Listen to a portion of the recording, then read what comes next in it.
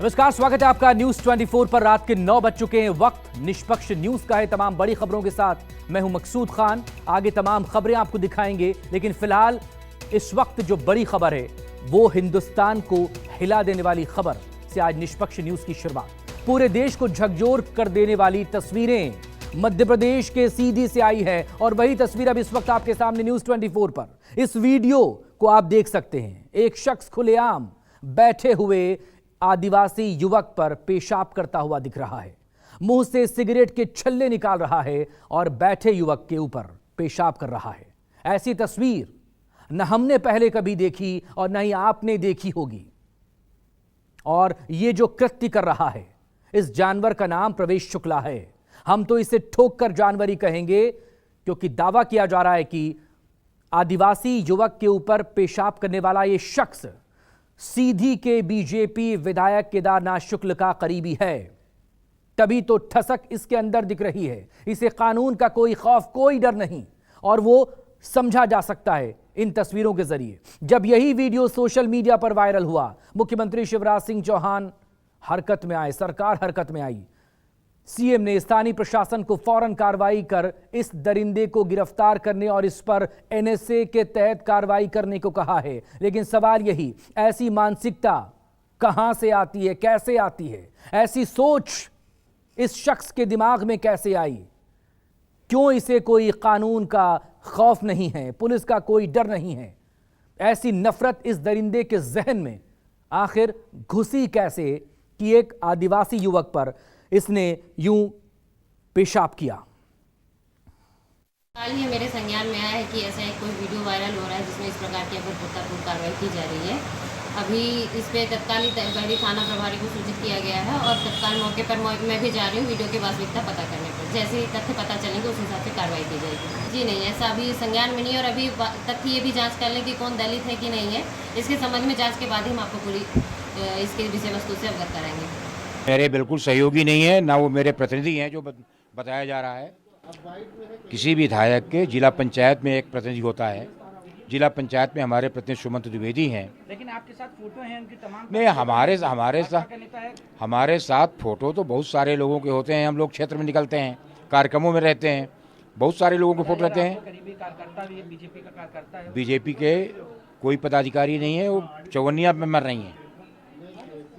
BJP के किसी भी तरह से बीजेपी से संबद्ध नहीं है।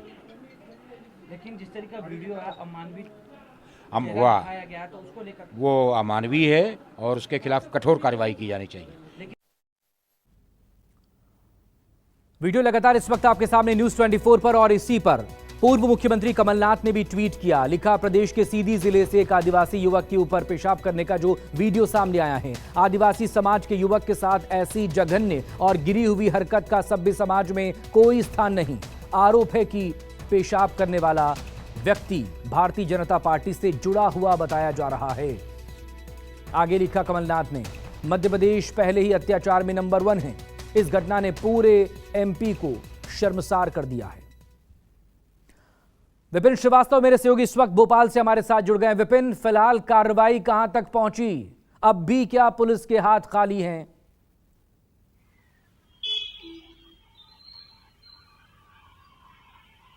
देखिए, बिल्कुल पुलिस के हाथ खाली हैं, लेकिन पुलिस की टीम रवाना हो चुकी है। आरोपी जो है प्रवेश शुक्ला, उसके घर पे उसके आसपास के लोगों से बातचीत कर रही है। उसके परिवार वालों से पूछताछ के लिए शुरुआत की गई है। प्रवेश शुक्ला की जो पत्नी है, उनकी मां है, उनसे पूछताछ की जा रही है, क्योंकि देखिए एक्शन बहुत तेजी से हुआ है। मुख्यमंत्री शिवराज सिंह चौहान ने जब कहा और एक्शन लेकर कहा कि एनएसए के तहत कार्रवाई की जाएगी। लेकिन चूंकि मामला, देखिए समझिए इस बात को, जो वीडियो आया इसके बाद इस बात पे जिस तरह से कांग्रेस ने इस बात को सामने रखा कि ये जो शख्स है प्रवेश शुक्ला, ये जो बीजेपी के विधायक है केदारनाथ शुक्ला का प्रतिनिधि है और बीजेपी के कार्यकर्ता भी है। इसके बाद से दरअसल जो ट्रेंड हुई ये पूरी बातचीत, जब वीडियो वायरल हुआ था, इसके बाद से बीजेपी की तरफ से इस बात का खंडन किया जाने लगा।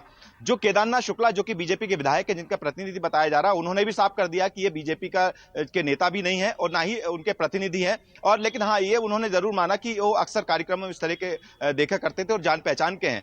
लेकिन जो तस्वीरें सामने आ रही, जो बार बार जो वीडियो सामने आ रहे हैं, उनमें साफ नजर आ रहा है कि केदारनाथ शुक्ला जो है वो कहीं ना कहीं इस बात से इत्तेफाक नहीं रख पा रहे हैं, इस बात को नहीं कह पा रहे हैं कि वो दरअसल प्रवेश शुक्ला को पूरी तरह से जो प्रतिनिधि है, जिस बात को सामने कांग्रेस कर रही है, उसको लेकर अभी ऐसी स्थिति बनी है कि दोनों ही बीजेपी और कांग्रेस के दोनों ही दल एक दूसरे पर बयानबाजी कर रहे हैं। लेकिन आपको बता दें कि इस पूरे मामले में जब एक्शन शुरू हुआ तो एनएसए के तहत कार्रवाई की जा रही है। केदारनाथ शुक्ला के बारे में देखिए, मैं पहले बता चुका हूं, अब फिर बता रहा हूं कि केदारनाथ शुक्ला ये वही बीजेपी के विधायक हैं जिन्होंने 2022 में यानी बीते साल जो अप्रैल का महीना था तब इनके बेटे की शिकायत के बाद यूट्यूब से जुड़े हुए कुछ पत्रकारों को थाने में उनके कपड़े उतार लिए गए थे उसकी शिकायत के बाद। तो दबंगाई तो है बीजेपी विधायक की, इस बात में कोई शक नहीं, क्योंकि 4 बार से विधायक हैं और सीधी से उनके विंध्य में उनकी अच्छी खासी पैठ है और उनको मंत्री पद भी मिलने को लेकर उनकी दावेदारी उन्होंने पेश की थी, लेकिन नहीं मिल पाया, लेकिन उनकी दबंगाई है। लेकिन इस तरह के जब उनके प्रतिनिधि जिनके बारे में कांग्रेस आरोप लगा रही है, जिस बात को बार बार कह रही है, देखिए जो कई तरह के वीडियो भी सामने आए हैं, कुछ स्पष्टीकरण भी ऐसे सामने आए हैं, जैसे कांग्रेस ने एक शपथ पत्र भी जारी किया है। कांग्रेस के जो के मिश्रा मीडिया प्रभारी, उन्होंने शपथ पत्र बताया है कि किस तरह से एक शपथ पत्र लिखवाया गया जो फरियादी उससे कि इस तरह का वीडियो उसने नहीं, उसके साथ ऐसी कोई घटना नहीं हुई, इस तरह का शपथ पत्र भी भरवाया गया। ये कांग्रेस की तरफ से कुछ पेपर्स जो हैं शपथ पत्र के, वो वायरल किए गए हैं, वो जारी भी किए गए हैं। तो इस बात को बताने की कांग्रेस कोशिश कर रही है कि ये बीजेपी के कार्यकर्ता है, विधायक का प्रतिनिधि है, लेकिन बीजेपी के कार्यकर्ता, बीजेपी के नेता, चाहे वो विधायक हो या बीजेपी के जो मीडिया प्रभारी हो, वो इस बात को मानने से कतरा रहे हैं। उनका साफ कहना है कि ये जो भी शख्स है उसके पर सख्त कार्रवाई की जानी चाहिए। बिल्कुल सख्त कार्रवाई होनी चाहिए। विपिन, नजरें बनाए रखें, अपडेट के लिए आपसे फिर बात होगी, क्योंकि ये कहीं से भी स्वीकार्य नहीं है इस तरह की तस्वीरें देश के किसी भी हिस्से से सामने आना 21वीं सदी के इस भारत में। बात महाराष्ट्र की करेंगे। महाराष्ट्र में एनसीपी पर कब्जे की लड़ाई में हर पल नया मोड़ आ रहा है। आज अजित पवार गुट ने सचिवालय के पास एनसीपी का नया दफ्तर खोल लिया, तो शरद पवार ने अजित पवार को अपनी तस्वीर के इस्तेमाल से रोक दिया है। दोनों गुटों ने कल यानी कि 5 जुलाई को विधायकों और सांसदों की एक बैठक बुलाई है। जब तक चाचा रोटी पलटते, भतीजे ने तवा ही पलट दिया। पहले सत्ता हथियाई, फिर अपना दफ्तर भी खोल दिया, लेकिन उद्घाटन से पहले ही किरकिरी हुई। अजित पवार समर्थकों को बंगले की चाबी ही नहीं मिली। राष्ट्रवादी कांग्रेस पार्टी अजित पवार गुट को ये प्रतापगढ़ नाम का ऑफिस कल रात को ही अलॉट सरकार की तरफ से हुआ था। जो leader of opposition Maharashtra Vidhan Parishad है, उनके पास इसका कब्जा था। उनके पास 2 बंगले के कब्जे थे, ये प्रतापगढ़ और उनका मुख्य बंगला है अजिंक्य तारा। तो 2 बंगले की चाबी उनके पास थी, तो ये बंगले के लॉक करके उनके कार्यकर्ता यहाँ से निकल गए। बाद में एनसीपी के कार्यकर्ता सुबह 9 बजे से यहाँ पर इकट्ठा हुए और यहाँ पर ये कार्यालय खोलने की कोशिश की, लेकिन यहाँ पर चाबी नहीं थी। महाराष्ट्र सचिवालय के पास जो बंगला अजित पवार गुट को पार्टी दफ्तर खोलने के लिए मिला था, वो पहले महाराष्ट्र विधान परिषद में विपक्ष के नेता और शिवसेना उद्धव गुट के नेता अंबादास दानवे को आवंटित था। हालांकि अब दानवे को दूसरा बंगला आवंटित कर दिया गया है, लेकिन जब अजित पवार के समर्थक वहां पहुंचे, तब तक दानवे के पीए बंगले की चाबी लेकर जा चुके थे। अजित पवार समर्थकों ने कुछ देर तक इंतजार किया, लेकिन जल्द ही सब्र का बांध टूट गया। पवार समर्थकों ने पत्थरों से ताला तोड़ा, धक्का मारकर दरवाजा खोल दिया। फिर एनसीपी यूथ के कार्यकर्ताओं ने इस ऑफिस का मेन दरवाजा तोड़ दिया। ये देखिए, मेन दरवाजा तोड़ दिया और अंदर फिलहाल वो मौजूद है, लेकिन अभी भी यहाँ पर ये देखेंगे तो यहाँ पर ये देखिए अभी भी दरवाजा बंद है और यहाँ पर पार्टी के कार्यकर्ता अंदर जाने की तैयारी में है। महाराष्ट्र में सत्ता की चाबी हासिल कर चुके अजित पवार को पार्टी की चाबी हथियाने में नाको चने चबाने पड़े। गाजे बाजे की जगह अजित पवार एनसीपी के नए दफ्तर में ताला तोड़कर घुसे। अजित पवार ने न सिर्फ दफ्तर का उद्घाटन किया, बल्कि पूरी पार्टी के समर्थन का दावा भी किया। अजित गुट ने भले ही अपना दफ्तर खोल लिया, लेकिन एनसीपी के पुराने दफ्तर में उनका नामो निशान तक नहीं बचा। शरद पवार समर्थकों ने बागियों के पोस्टर पर न सिर्फ कालिख पोती, बल्कि बारी बारी से बागियों का पोस्टर ही हटा दिया। शरद पवार ने अजित पवार गुट को अपनी तस्वीर लगाने से भी रोक दिया। एनसीपी दफ्तर के बाहर सभी पुराने पोस्टर और बैनर को हटाया जा रहा है। देखिए कि यहाँ पर जितने भी बैनर और पोस्टर लगे थे सारे को हटा लिया गया है और करीब करीब अभी तक 4 पोस्टर को हटाया गया है और चारों पोस्टर को यहाँ से हटाकर अलग कर दिया गया है। इसके बाद कार्यकर्ता गुस्से में उन नेताओं के फोटो पर कालिख पोत दिए थे। यही कारण है कि अब उन पोस्टरों को यहाँ से हटा दिया गया है। अजित पवार ने नया दफ्तर तो खोला ही, डिप्टी सीएम बनने के बाद पहली बार कैबिनेट बैठक में भी हिस्सा लिया। इस सवाल का भी जवाब दिया कि सरकार में उनकी एंट्री से शिंदे गुट नाराज तो नहीं है। चांगली झाली कॅबिनेट काय त्याच्यामध्ये काय शेवटी एकनाथरावांनी मी 2.5 वर्ष एकत्र काम केलेलंच आहे. एकनाथरावांच्या बरोबर जे काही 10 मंत्री आहेत ते मागेही 2.5 वर्ष आम्ही एकत्र म्हणून काम केलेलं असल्यामुळं एवढं काही फार वेगळं वाटायचं काहीच कारण नव्हतं. आणि दुसरी गोष्ट, भाजपमध्ये काही असे मंत्री आहेत, उदाहरणार्थ राधाकृष्ण पाटील वगैरे, त्यांच्याही बरोबर मागे आम्ही लोकांनी काम केलेलं आहे ते काँग्रेसमध्ये असताना. त्याच्यामुळे मला काही त्याच्यात फार काही वेगळं वाटत नाही. हालांकि शिंदे गुट ने भी नाराजगी से इनकार किया, लेकिन मंत्रिमंडल विस्तार की उम्मीद का जिक्र करके अपने मन की बात कह दी. सर ये बताइए कि क्या आप लोगों को उम्मीद थी, इस तरह की कोई बात हुई थी पहले? हमसे तो नहीं, लेकिन साहब से हुई होगी, इसलिए तो ये सब धमाका हो गया है. और ये सब दोनों मुख्यमंत्री उप मुख्यमंत्री साहब ने मिलजुल के कर लिया है, इसलिए नो टेंशन. देखिए सरकार तो स्थिर थी, तो जरूरत क्या थी कि एनसीपी को शामिल? अरे राजनीति है, राजनीति में कैसा कभी क्या हो सकता है उसका ये उदाहरण है. और देश के मजबूत के लिए ऊपर का एक करने के लिए ये सब हुआ है. अजीत पवार गुट ने यूं तो करीब 40 विधायकों के समर्थन का दावा किया था, लेकिन मंत्री बनने वालों के सिवा कोई और विधायक पिछले 24 घंटे में अजीत के साथ नजर नहीं आया. सवाल है कि अब विधानसभा में एनसीपी विधायक दल का नेता किसे बनाया जाएगा, लेकिन सटीक जवाब स्पीकर के पास भी नहीं है. मेरे पास यानी विधिमंडल सचिवालय में अनेक रिप्रेजेंटेशंस आए हैं. उन सब रिप्रेजेंटेशंस का अभ्यास करके उनमें रखी हुई बातों को समझ के मैं उचित निर्णय लूंगा. अभी विप को लेकर भी झगड़ा चल रहा है, लेकिन सुप्रीम कोर्ट का जो आदेश था शिंदे केस में वो भी आपने पढ़ा होगा, फिर कैसा फैसला होगा? देखिए, विप के बारे में सुप्रीम कोर्ट ने अपने आदेश में बड़ी स्पष्ट रूप से कहा है कि विप पॉलिटिकल पार्टी के डिजायर के अनुसार अपॉइंट होना चाहिए. सर्वप्रथम हमें कौन पॉलिटिकल पार्टी रिप्रेजेंट करता है ये तय करके उस व्यक्ति का जो निर्णय होगा वो कॉन्स्टिट्यूशन पार्टी के कॉन्स्टिट्यूशन के अनुसार है क्या, ये देखने के बाद विप के बारे में हम निर्णय लेंगे. एनसीपी पर चाचा का कब्जा रहेगा या फिर भतीजा भारी पड़ जाएगा, इस सवाल का जवाब जल्द नहीं मिल सकता है. लेकिन 5 जुलाई को सबसे बड़ा इम्तिहान होगा, जब विधायकों, सांसदों, जिला प्रमुखों को, राज्य प्रतिनिधियों को तय करना होगा कि वो अजीत पवार के बुलावे पर नए दफ्तर में जाएं या फिर एनसीपी अध्यक्ष शरद पवार के बुलावे पर वीआईपी चौहान सेंटर में, क्योंकि दोनों ने 5 जुलाई को ही बैठक बुलाई है और हर किसी को हाजिर होने का फरमान जारी कर दिया है. शरद पवार के लिए अच्छी बात यह है कि उद्धव की अगुवाई वाली शिवसेना चट्टान की तरह उनके साथ खड़ी है. एनसीपी में मची उथल पुथल के लिए बीजेपी को जिम्मेदार ठहरा रही है. सीएम एकनाथ शिंदे पर तंज कस रही है. बार्गेनिंग पावर कभी नहीं थी, गुलाम होता है, गुलामों की कभी बार्गेनिंग पावर नहीं. कांग्रेस भी मुश्किल वक्त में मराठा क्षत्रप के साथ खड़ी दिखी. महाराष्ट्र कांग्रेस अध्यक्ष नाना पटोले ने शरद पवार से मुलाकात कर बीजेपी से लड़ाई पर चर्चा की, तो बाला साहब थोराट, यशोमती ठाकुर और नसीम खान सरीखे कांग्रेसियों ने भी शरद पवार से मुलाकात की. महाराष्ट्र में हम लोग पवार साहब, उद्धव ठाकरे साहब, हम लोग साथ में महाराष्ट्र में दौरा करने का एक प्लान बना रहे हैं. खुद पवार साहब उद्धव ठाकरे साहब से बात करेंगे और उसमें हम पूरे महाराष्ट्र में एक साथ महाराष्ट्र का दौरा करने का एक प्लान हमने किया है. बीजेपी जैसी लोकशाही व्यवस्था को ख़त्म करने वाली, जो लोकशाही न मानने वाली ऐसी जो तानाशाह प्रवृत्ति है उसको महाराष्ट्र की जमीन से उखाड़ के फेंकना, यही संकल्प हमारा है. महाविकास आघाड़ी बनके हमें तो काम करना ही है, ठीक है, उनका मार्गदर्शन लेना है. तो लोग जिनके साथ होते हैं ना वो तो स्ट्रांग ही होते हैं. हमारे साथ लोग हैं, जनता है महाराष्ट्र की. विधायक गए होंगे लेकिन लोग तो हमारे साथ थे. अजीत पवार से कोई बातचीत हो रही है वापसी की या उनके साथ? उनके साथ कोई बात हुई. तो कांग्रेस वाले हैं और हम लोग हमारे आइडियोलॉजीज और हमारा जो मकसद है हम लोग बरकरार है.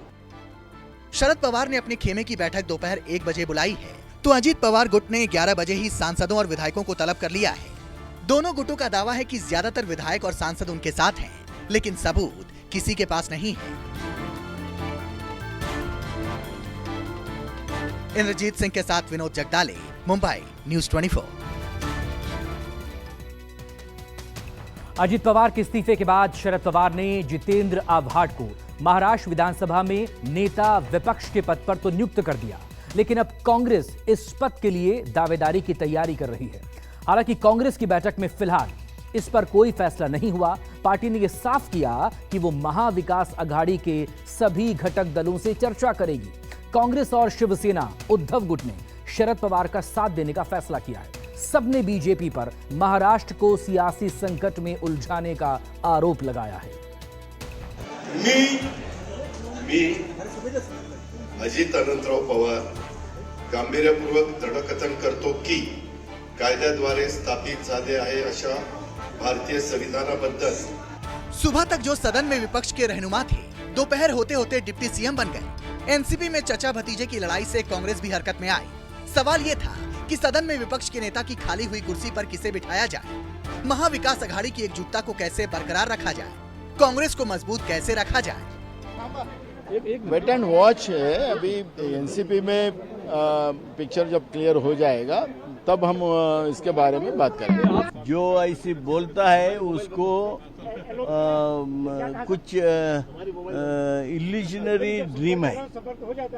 कांग्रेस इतना मजबूती से है, नैतिक शक्ति से हम कांग्रेस को मजबूत करने का सोच रहे हैं। आज हमारे एआईसीसी इंचार्ज आए थे। आज हमारे दोनों पूर्व मुख्यमंत्री पृथ्वीराज चौहान साहब, अशोक चौहान साहब थे और सबने रिएटरेट किया इस बात को, सबने अप्रिशिएट किया हमारे सारे विधायकों को कि इतना प्रेशर जो इंडियन इनकम टैक्स से और अलग अलग जांच एजेंसियों से डाला जा रहा है, उसके बावजूद कांग्रेस इकलौती पार्टी ऐसी है जो इंटैक्ट रही। तो उन्होंने सबका जो है पहले अभिनंदन किया, सबने इकट्ठा रहने का डिसाइड किया और जो उद्धव ठाकरे जी है और शरद पवार जी है, इनके साथ महाविकास आघाड़ी का महागठबंधन जो है वो पक्का रहेगा और बीजेपी को हराने का आज पूरा तय। अजित पवार के इस्तीफे के बाद महाराष्ट्र विधानसभा में विपक्ष के नेता की कुर्सी खाली हो गई।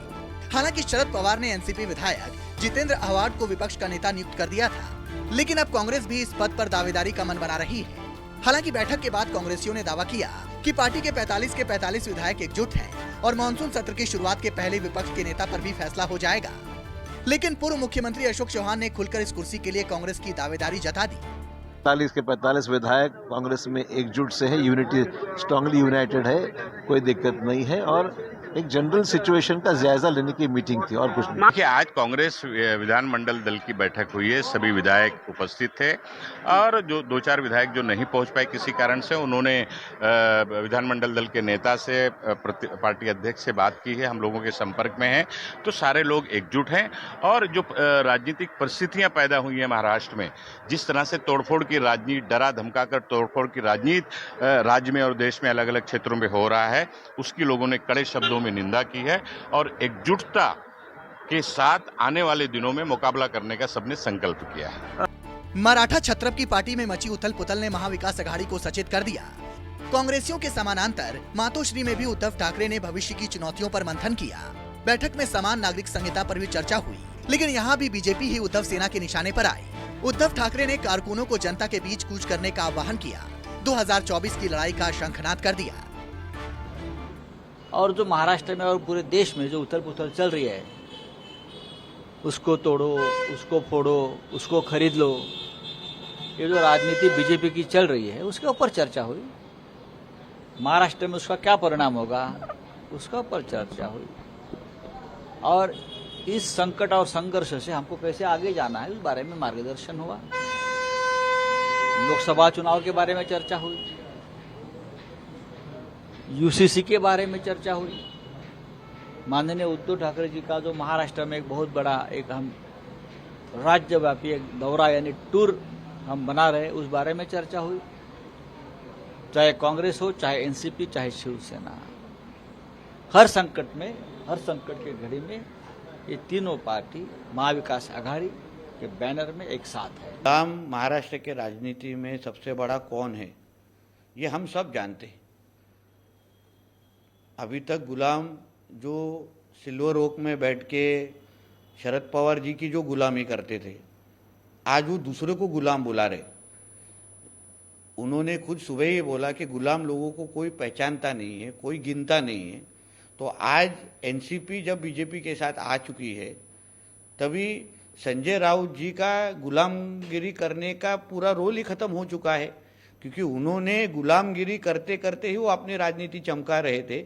आज उनको गिनने वाला कोई नहीं है।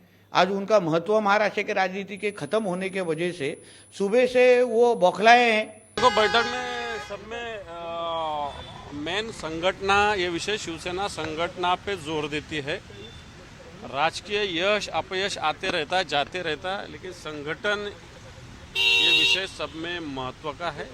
इस विषय पे शिवसेना के नेता, शिवसेना के खासदार, शिवसेना के आमदार इन्होंने चर्चा की है। संसद से सड़क तक उद्धव सेना के मुखर वक्ता संजय राउत 2 दिन पहले ही ये दावा कर चुके हैं कि महाराष्ट्र को जल्द ही नया मुख्यमंत्री मिलने वाला है। जाहिर है इसका सबूत किसी के पास नहीं है, लेकिन जितनी तेजी से महाराष्ट्र की सियासत बदल रही है उसमें कभी भी कुछ नया हो सकता है। लिहाजा महाविकास अघाड़ी भी चौकन्नी हो चुकी है। राहुल पांडे के साथ विनोद जगदाले, मुंबई, न्यूज़ 24। इधर 5 राज्यों के विधानसभा चुनाव और अगले साल होने जा रहे लोकसभा चुनाव की तैयारियों के बीच बीजेपी ने 4 राज्यों में पार्टी के प्रदेश अध्यक्षों को बदल दिया है। आने वाले कुछ दिनों में बीजेपी कई और राज्यों में भी संगठन में बड़ा बदलाव कर सकती है। लोकसभा और विधानसभा चुनाव की तैयारी के तहत बीजेपी ने अपने संगठन में बदलाव किया है। 4 राज्यों के प्रदेश अध्यक्ष को बदल दिया है। बीजेपी ने आंध्र प्रदेश में डी पुरंदेश्वरी, झारखंड में बाबूलाल मरांडी, पंजाब में सुनील जाखड़ और तेलंगाना में जी किशन रेड्डी को पार्टी की कमान सौंपी है। पार्टी ने राजेंद्र एटीला को चुनाव प्रबंधन समिति का अध्यक्ष बनाया है। सूबे की कमान मिलने के बाद झारखंड के पूर्व मुख्यमंत्री बाबूलाल मरांडी उत्साहित है, तो पंजाब बीजेपी के नए कप्तान सुनील जाखड़ भी गदगद हैं।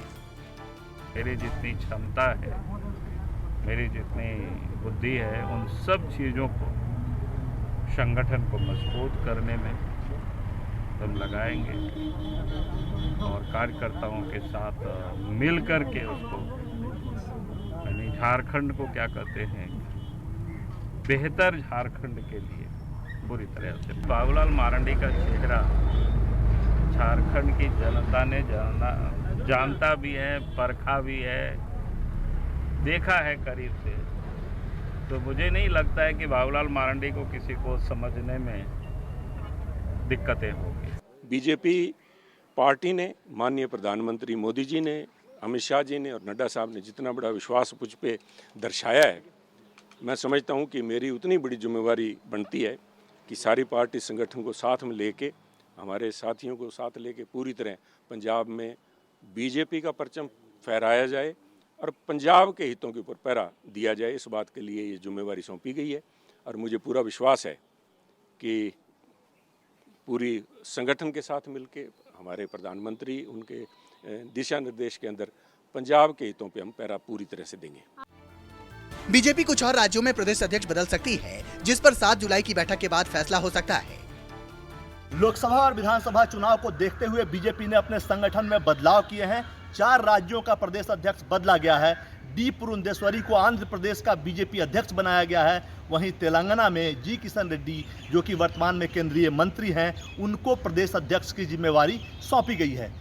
पंजाब में कांग्रेस से आए दिग्गज नेता सुनील जाखड़ को बीजेपी ने अपना प्रदेश अध्यक्ष नियुक्त किया है। तो वहीं झारखंड में पूर्व मुख्यमंत्री बाबूलाल मरांडी, जो कि पहले बीजेपी में थे, बाद में उन्होंने अपनी पार्टी बनाई और अब एक बार फिर वो पार्टी, अपनी पार्टी का बीजेपी में विलय करके पार्टी में शामिल हो चुके हैं, बीजेपी में शामिल हो चुके हैं। उनको बीजेपी का प्रदेश अध्यक्ष बनाया गया है।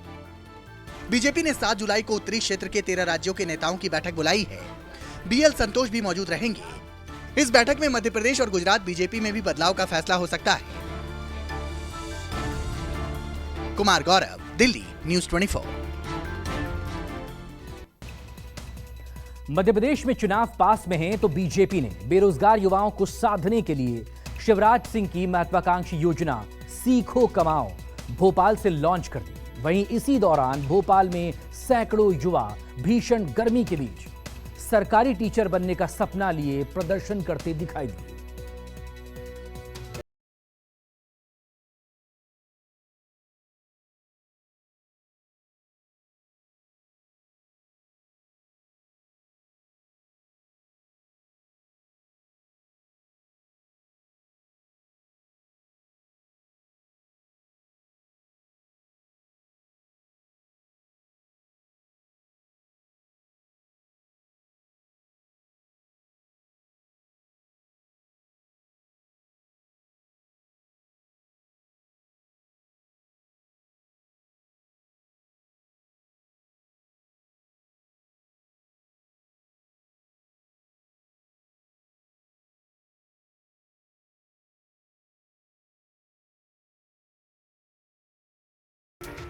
क्या तुम बेरोजगारी भत्ता लेना पसंद करोगे?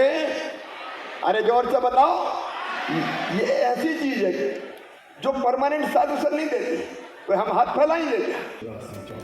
इस योजना के तहत 12वीं पास युवाओं को 8,000 रुपए महीना, ITI किए युवाओं को 8,500 रुपए महीना,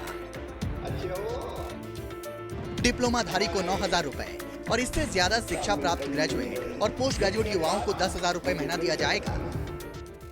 लाडली बहना के बाद युवा शिक्षित बेरोजगारों के लिए मध्य प्रदेश सरकार ने एक ऐसी योजना शुरू की है जिसमें सीखो कमाओ जिसका नाम दिया गया है, जिसके तहत जो युवा जो बेरोजगार हैं, शिक्षित हैं, जिनको अब सरकार एक ट्रेनिंग प्रोग्राम के जरिए हर एक महीने पैसा देगी और ट्रेनिंग भी कराएगी। इसको लेकर एक इंटर्नशिप प्रोग्राम शुरू किया गया है। मध्य प्रदेश में इस तरह का कार्यक्रम शुरू किया गया है। सरकार की इस योजना के तहत जिन प्रतिष्ठानों में युवा काम करेंगे उनकी और प्रदेश सरकार के बीच ऑनलाइन अनुबंध किया गया है। युवाओं को स्टाइपेंड की राशि उनके बैंक अकाउंट में DPT यानी डायरेक्ट बैंक ट्रांसफर के माध्यम से दी जाएगी। अलग अलग इंडस्ट्रीज, केवल इंडस्ट्रीज नहीं, सर्विस सेक्टर, केवल सर्विस सेक्टर नहीं, अलग अलग व्यावसायिक प्रतिष्ठान, व्यापारिक प्रतिष्ठान, ऐसे हमने 700 काम छांटे हैं। जो 700 काम करने अलग अलग प्रतिष्ठान जहां चाहेंगे, दोनों के बीच में एक पोर्टल बन रहा है। इनने अपने यहाँ की वैकेंसी ये निकाल रहे हैं और प्रकाशित भी कर दी है कि हमारे यहाँ इतनी वैकेंसी है। एक तरफ तो सीएम शिवराज युवाओं को नौकरी के लिए तैयार कर रहे थे, तो दूसरी तरफ भोपाल में बीजेपी कार्यालय के सामने सैकड़ों भांजे भांजियां गर्मी से तपती सड़क पर नौकरी की मांग को लेकर प्रदर्शन कर रहे थे।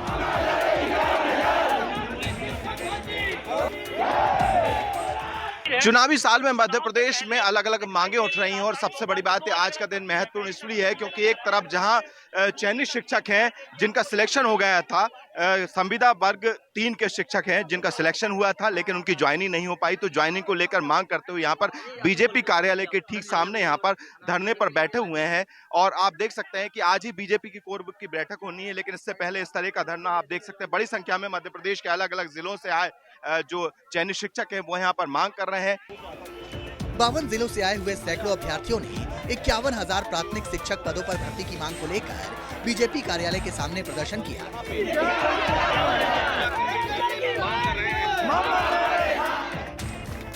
प्राथमिक शिक्षक भर्ती 2020 के नतीजे 2022 में घोषित हुए थे, जिसमें करीब 1,90,000 उम्मीदवारों ने परीक्षा पास की थी, लेकिन भर्ती सिर्फ 18,000 शिक्षकों की ही हुई। हमारी मांग ये अभी नाम मात्र के पदों पर ये भर्ती प्रक्रिया हुई है, अभी नाम मात्र को उसको बढ़ाकर 51,000 किए जाए। हम 1 महीने से भूख हड़ताल पर है, अगर हमारी मांग पूरी हो जाए तो हम आमरण अनशन करेंगे। हम सभी लोग क्वालिफाई हैं, 52 जिलों से हम लोग आए हैं। मामा ने केवल 7,500 पदों पर भर्ती देकर यह प्रक्रिया पूर्ण कर दी है, लेकिन ऐसे कैसे पूर्ण मान ले हम भी? जब तुम 18 साल तक हमारे पास वोट मांगने आ सकते हो तो हम तुम्हारे पास भर्ती मांगने क्यों नहीं आ सकते? सीएम की योजना से युवाओं में उत्साह तो दिखा, लेकिन मन में ये सवाल भी आया कि कहीं ये चुनावी तो नहीं, और अगर सरकार बदल गई तो फिर नौकरी मिलेगी? सर, मेरा एक क्वेश्चन था सरकार से, जिससे सरकार चेंज होती है तो ये जॉब नहीं दी जाएगी, दूसरी सरकार आएगी तो इस क्वेश्चन पे सरकार क्या राय रखती है अपनी?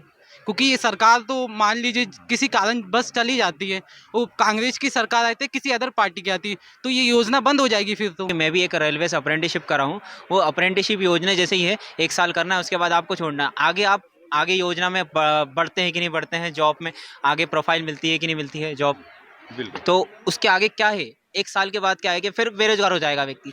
आपकी सरकार रहेगी तो ठीक है, नहीं उसके बाद तो दूसरी सरकार आएगी, वो आपको खत्म कर देगी। कांग्रेस ने सीएम शिवराज पर बेरोजगारों को धोखा देने का आरोप लगाया, लेकिन सरकार के मंत्री आरोप के जवाब में सीएम शिवराज की वाहवाही गाने लगे।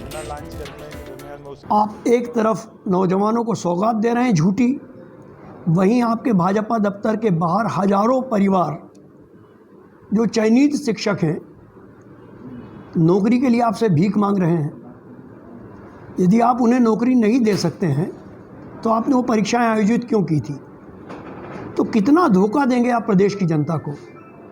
अब 3 माह के लिए तो कम से कम आपको इस तरह की नौटंकियां बंद कर देनी चाहिए। हमारे सामने बड़े पैमाने पे शिक्षित बेरोजगारों की जो एक चुनौती रहती है, ऐसे में ये योजना निश्चित रूप से माइलस्टोन का काम करेगी कि जिसमें व्यक्ति को सीखते सीखते रोजगार मिलेगा, और उसमें सभी सेक्टर को कवर किया है। इसमें स्किल के दृष्टि से जो संभावना बड़े पैमाने पर टूरिज्म भी है, इंडस्ट्री भी है और अन्य अलग अलग विभाग है, जिन विभागों के माध्यम से जहाँ से जो सीखना चाहे प्रत्येक को मदद मिलेगी और खासकर रोजगार को प्राप्त करने के लिए, स्किल डेवलप करने के लिए भी ये माइलस्टोन का काम करेगी। मध्य प्रदेश विधानसभा चुनाव में बस चंद महीने बाकी हैं। ऐसे में शिवराज सिंह चौहान एक के बाद एक मास्टर स्ट्रोक खेल रहे हैं। घोषणाओं के जरिए हर वर्ग को साधने की कोशिश कर रहे हैं, लेकिन चयनित शिक्षकों समेत तमाम बेरोजगारों का एक तबका ऐसा भी है जो इम्तिहान में पास होने के बाद भी नौकरी की बाट जोहने को मजबूर है। विपिन श्रीवास्तव, भोपाल, न्यूज़ 24।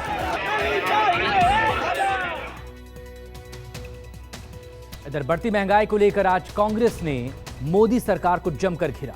लहसुन, अदरक, टमाटर और मिर्च से भरी बास्केट लेकर कांग्रेस प्रवक्ता सुप्रिया श्रीनेत ने प्रेस कॉन्फ्रेंस की और सब्जियों के बढ़ते भाव पर मोदी सरकार को निशाने पर लिया। सरकार ने आंख पर पट्टी और मुंह में दही जमा दी, उस दही पर भी जीएसटी लगा हुआ है। सरकार को कोई फर्क नहीं पड़ रहा है। लोग महंगाई से त्रस्त हैं, सरकार को कोई फर्क नहीं पड़ रहा है। सरकार चाहे तो अभी इसी वक्त बड़ी राहत ला सकती है। एक्साइज ड्यूटी कम करे, डीजल का दाम घटेगा, पेट्रोल का दाम घटेगा। मेन ट्रांसपोर्ट फ्यूल डीजल है, डीजल का दाम घटते ही सब्जियां सस्ती होंगी, तमाम चीजें सस्ती होंगी। ऐसा क्यों नहीं कर रही है सरकार? सरकार क्योंकि मुनाफाखोरी में लगी हुई है। वो आपको रूस और यूक्रेन का युद्ध बताएंगे। अरे प्रभु, आपके पूरे कार्यकाल में कच्चे तेल का औसतन दाम $65 प्रति बैरल रहा है, लेकिन क्या आपके पेट्रोल और डीजल का दाम कम हुआ है? क्या आपकी रसोई गैस का दाम कम हुआ? और जैसे घाव पे नमक रगड़ने का काम किया जाता है, आज सवेरे कमर्शियल गैस सिलेंडर का दाम 7 रुपए बढ़ा दिया गया। क्यों बढ़ाया गया? अब आप जाइए होटल तो आपको जो 10 रुपए की थाली मिलती थी वो 12 की मिलेगी। क्यों है ऐसा? आपकी आंखों में धूल झोंककर आपकी जेबों पर डाका पड़ रहा है। वजन घटाया जा रहा है पैकेटों का, और या तो दाम वही रखा जा रहा है या दाम बढ़ाया जा रहा है।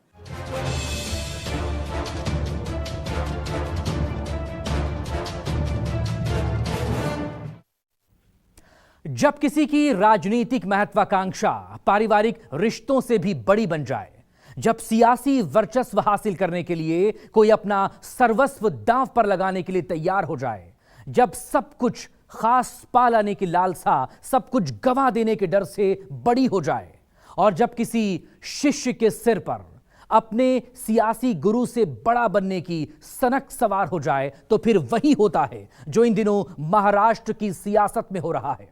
पवार परिवार की इस जंग का पहला राउंड अगर अजित पवार के नाम रहा, तो अब बारी शरद पवार की है। इन दोनों में जीत जिसकी होगी, 2024 के चुनाव में उसी गठबंधन का पलड़ा भारी होगा, महायुति या महाअघाड़ी।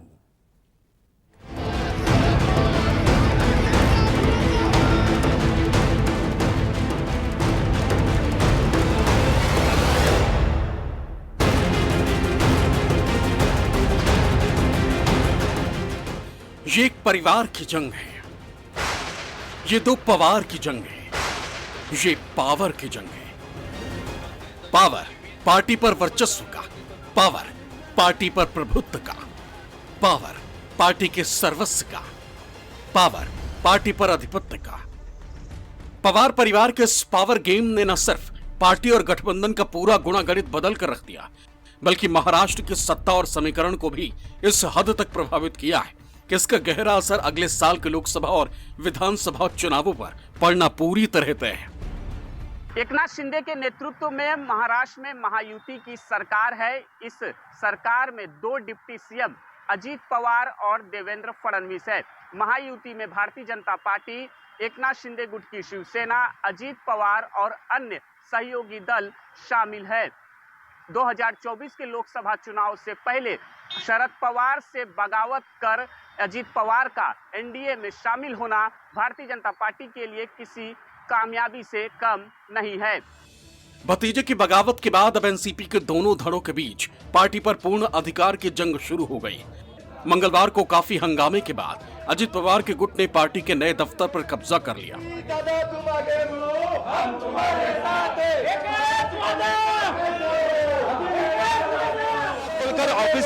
कभी लिया है, इनको ये ऑफिस अलर्ट हुआ था और अब ये कार्यकर्ता यहाँ पर पहुंचे हैं। अब कब्जा मिल गया पूरा ऑफिस का। हम लोग आपको तभी से बोल रहे थे, कम्युनिकेशन गैप की वजह से ये सब हुआ है। अभी हमें ऑफिशियली लीगली कब्जा मिला है। तो आपने देखा कि पिछले 2.5 घंटे से लगातार यहाँ पर हाई वोल्टेज ड्रामा चलता रहा और आखिरकार पहला मेन दरवाजा तोड़ना पड़ा एनसीपी की यूथ के कार्यकर्ताओं को, और बाद में फिर पीडब्ल्यूडी विभाग ने इसकी डुप्लीकेट चाबी लाई और बाकी बाद में फिर इस ऑफिस को यहाँ पर खोला गया है। फिलहाल कह सकते हैं कि इस हाई वोल्टेज ड्रामे पर फिलहाल पर्दा पड़ चुका है। भतीजे अजीत फिलहाल भले अपने चाचा के मुकाबले ज्यादा ताकतवर दिखाई दे रहे हों, मगर पवार परिवार के सियासी उत्तराधिकारी को ये बेहतर अंदाजा तो होगा ही कि अपने राजनीतिक जीवन में एक भी चुनाव न हारने वाले शरद कभी भी कम बैक करने की काबिलियत और मादा दोनों रखते हैं। शायद इसीलिए शरद पवार के मना करने के बावजूद अपने नए दफ्तर में वो अपने चाचा की तस्वीर लगाना नहीं भूले। उधर पार्टी पर बगावत का प्रभाव कम से कम करने के लिए खुद शरद पवार अब पूरी ताकत से मोर्चे पर जुट गए। मंगलवार को वो पूरे दिन महाराष्ट्र के पार्टी के नेताओं से मुलाकात करते रहे। We will be reaching out to the people, and the Janta is the best stakeholder to understand what is good and what is bad, and we hope for a mandate from them. We are not concerned with numbers at all, how many here, how many there. We are not concerned. Every Karyakarta of the NCP who shows allegiance to Pawar Sahab will go out and out to the people to make them understand that this is not what BJP is doing is not the right thing for India. यहाँ पे जो बड़ी तादाद में सारे लोग आए थे, उन्होंने हम सारे लोग पवार साहब के साथ इस तरीके का रेजोल्यूशन पास करवाया, हाथ ऊपर करके उस रेजोल्यूशन के द्वारा सपोर्ट जारी किया। शरद ने जब से मोर्चा संभाला है तब से पिछले 2 दिनों में वो अजित पवार को 3 बड़े झटके भी दे चुके हैं। रविवार को बगावत के बाद अजित पवार को पिछले 2 दिनों में 2 बड़े झटके लगे हैं। बाला साहब पाटिल और मकरंद पाटिल जो 2 विधायक हैं, दोनों मंगलवार को वापस लौट आए। इसके पहले सोमवार को सांसद अमोल कोल्हे शरद पवार गुट में वापस लौट आए। ये तीनों नेता रविवार को शपथ ग्रहण समारोह में मौजूद थे। अगर शरद पवार के खेमे में नेताओं के लौटने का सिलसिला ऐसे ही जारी रहा तो अजित पवार का खेल उसी तरह फिर खराब हो सकता है, जो इससे पहले 2019 में एक बार हो चुका। फिलहाल महाराष्ट्र विधानसभा में एनसीपी के 53 विधायक हैं। इनमें से अजित पवार समेत 9 विधायक मंत्री पद की शपथ ले चुके हैं। अजित पवार गुट अपने साथ कुल 35 विधायकों का दावा कर रहा है, जबकि शरद पवार गुट का मंत्री पद की शपथ ले चुके 9 विधायकों को छोड़कर बाकी 44 के अपने साथ होने का दावा है। इस सियासी कलह के बीच कौन अजित पवार के साथ खड़ा है और किसकी वफादारी शरद पवार के साथ है, ये बताना अभी मुश्किल है। राहुल नार्वेकर हमारे साथ मौजूद है, विधानसभा के अध्यक्ष स्पीकर है। राहुल जी, हमें बताइए कि दोनों एनसीपी पार्टियों की तरफ से अब अर्जी आपके पास आई है डिस्क्वालिफिकेशन करने के लिए, तो क्या कहेंगे, क्या कदम रहेगा आपका? देखिए, मेरे पास यानी विधिमंडल सचिवालय में अनेक रिप्रेजेंटेशंस आए हैं। उन सब रिप्रेजेंटेशंस का अभ्यास करके उनमें रखी हुई बातों को समझ के मैं उचित निर्णय लूंगा। आपके माध्यम से मैं सभी महाराष्ट्र के और देश के हमारे साथियों को कहना चाहूँगा, देश के नागरिकों को कहना चाहूँगा कि जो निर्णय होगा वो रीजन जस्टिफाइड निर्णय होगा और इसमें किसी भी प्रकार का पक्षपात नहीं होगा। मगर भतीजे की बगावत की इस कहानी ने शिवसेना को साल भर पहले मिले उसके पुराने जख्म जरूर याद दिला दिए होंगे। अजीब इत्तेफाक है, आज से करीब 1 साल पहले इसी तर्ज पर महाविकास अघाड़ी के प्रमुख घटक दल शिवसेना दो फाड़ हो गई थी।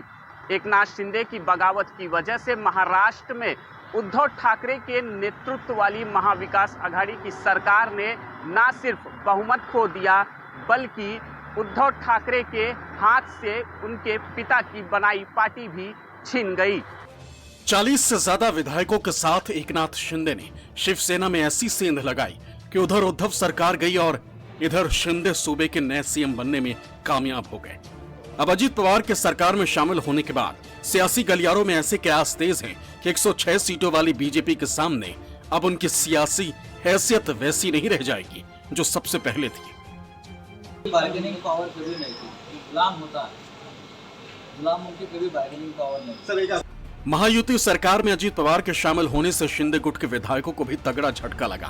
कल तक जिसकी नजरें मंत्रिमंडल के फेरबदल में किसी मंत्रालय पर टिकी थीं, वो बेचारे अब बड़ा दिल करने की बात कहने को मजबूर दिखाई देते। आप लोग की नाराजगी नहीं है क्योंकि आप मंत्रिमंडल में शामिल होने वाले थे, आपके लोग मंत्रिमंडल में शामिल होने वाले थे और एनसीपी के लोग अभी आ गए। निश्चित अभी नाराजगी रह के क्या करेंगे? अगर राज्य चलाना हो, देश चलाना हो, सरकार चलाना हो तो साथ में मिलजुल के अभी चलना पड़ेगा। थोड़ा तो नाराजगी रहेगी, लेकिन अभी वो थोड़ा सा बड़ा दिल करके चलेंगे। आखिरी सवाल कि मंत्रिमंडल में शामिल किए जाने की आपकी चर्चा काफी लंबे समय से है, अब क्या लग रहा है कि कब मंत्रिमंडल में आप शामिल हो सकते हैं? शायद एक हफ्ते के अंदर हो सकता है। पहले शिवसेना और बाद में एनसीपी में टूट के बाद अब कांग्रेस पूरी तरह सावधानी की मुद्रा में आ गई। मंगलवार को किसी भी तरह की सियासी टूट की संभावना को समाप्त करने के लिए पार्टी के सभी विधायकों को तलब किया गया। महाविकास आघाड़ी की तीसरी सबसे बड़ी पार्टी थी कांग्रेस। इस गठबंधन में शामिल दोनों क्षेत्रीय दल एनसीपी और शिवसेना बारी बारी टूट का शिकार हो चुके हैं, लेकिन कांग्रेस में अभी तक कोई दरार नहीं पड़ी। कांग्रेस एकजुट है। यही कारण है कि 3 साल पहले जो कांग्रेस तीसरे नंबर पर थी, महागठबंधन में अब वो पहले नंबर पर आ गई है। पिछले 1 साल में कांग्रेस महाविकास आघाड़ी की गाड़ी का सबसे मजबूत पहिया साबित हुई। ऐसे वक्त में जब उद्धव ठाकरे और शरद पवार जैसे सियासी सूरमा अपनी पार्टी को टूटने से नहीं रोक पाए, तब महाराष्ट्र में कांग्रेस का कुनबा पूरी तरह एकजुट रहा। सर, आज कांग्रेस की बैठक हुई, बैठक में क्या कुछ निर्णय लिया गया? क्या जायजा लिया गया सिचुएशन का? पॉलिटिकली हम सब यूनाइटेड है। 45 के 45 विधायक कांग्रेस में एकजुट से है, यूनिटी स्ट्रांगली यूनाइटेड है, कोई दिक्कत नहीं है। एनसीपी में जारी इस तमाम सियासी उठापटक के बीच कांग्रेस गठबंधन की ताकत को बचाने की भरपूर कोशिश कर रही है। कोई चर्चा करने की जरूरत आज तो नहीं थी।